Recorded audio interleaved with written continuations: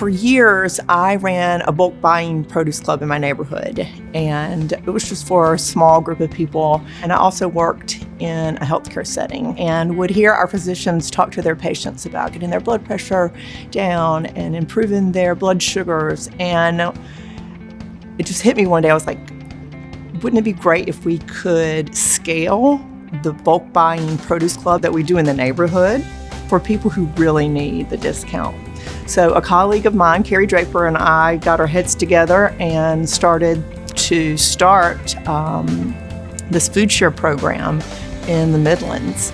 At Food Share South Carolina, I'm one of the community outreach coordinators, and I primarily work with hubs that are outside of Columbia, where we are sort of creating an entire network, food access that's both rural and urban.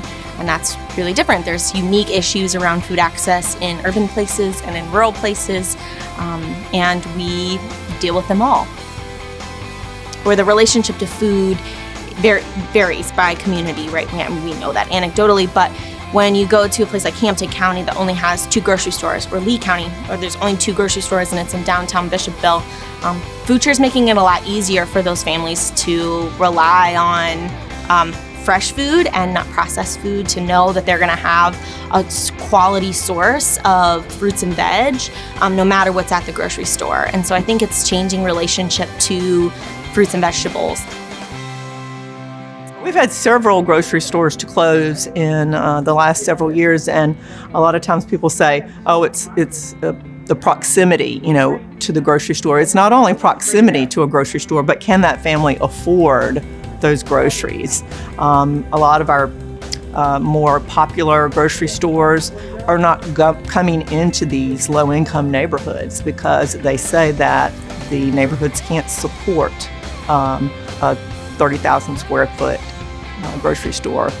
So we have families that they're having to drive miles and miles to some of the larger big box stores, but it's not just about proximity to a grocery store. We know when people shop on the outside of the grocery store, that's where they're spending the bulk of their dollars, on meats, on cheeses, on dairy, on the produce items. And so the goal is for someone to buy a fresh food box with at the lowest price we can possibly make it, whether that's on EBT or cash, and then go to the grocery store and fill their cart with the rest of the healthy, nutritious items that they need to feel full and be capable and have the energy that they need to kind of get through.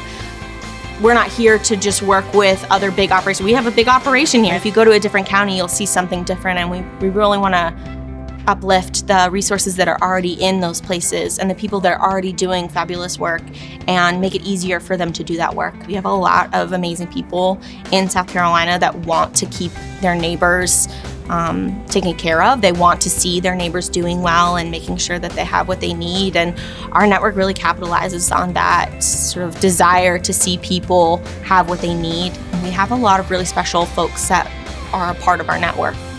So my husband and I came out and volunteered, bagged some boxes and bags up for the community. And then we found out it was really a good thing to do. And we've been with them about 2 years, maybe 3 years now. It's really not a job, but we volunteer and we love it. And we love helping people. I want people to know that they could learn to eat better. That's not expensive as grocery stores, and you can get it right here. Just by the number of boxes that we pack every other week. Like this past Tuesday, I think we packed over 800 boxes that customers come by and pick up on Wednesdays. They're excited that they're able to get such a product at such a reasonable price. And I think that alone that encourages folks to order boxes. Where can you go and get all those vegetables at a reasonable price? Until you work in these communities where you see people who are struggling financially in some way, you don't realize how broad the problem is. We always talk about, sometimes we'll have some families come through, they're driving really nice cars, and it's hard, we can't judge them. We're not sure that car could have been gifted to them. They could be struggling for various reasons, financially so, you can't always recognize hunger. Something that's really important is that Food Share is a program under the University of South Carolina School of Medicine. We're all USC employees, and just to have the university, the credibility of being a university program and being within the School of Medicine, it is a lot. The classes were designed to help community learn what to do with the produce they're getting in the box, and at the same time, culinary medicine emerged as an important part of medical students' training. Medical students typically get about 12 hours of nutrition classes throughout their entire education, and it just really isn't enough for helping people in their offices understand how changes in diet can really help with the chronic diseases that are preventable through diet. So we start each class with a little bit of a lecture. They're reading some journal articles to really provide the evidence-based background on the things that we're going to be talking about. So for example, we have a class in hypertension and sodium management. So we talk about the studies that have shown how changes in diet can really have a significant change, help someone have a significant change in lowering their blood pressure. And then we talk a little bit about the recipes and why we chose those recipes that are, always because they're delicious. And then also just because we're helping people take small steps towards changes in their diet that can affect their health for the better. I learned a few different recipes. One of my passions is definitely cooking for sure. So it's definitely really nice to have a repertoire of different recipes to share with patients in the future. Cooking for ourselves, busy residency coming up, but it's a good skill to have.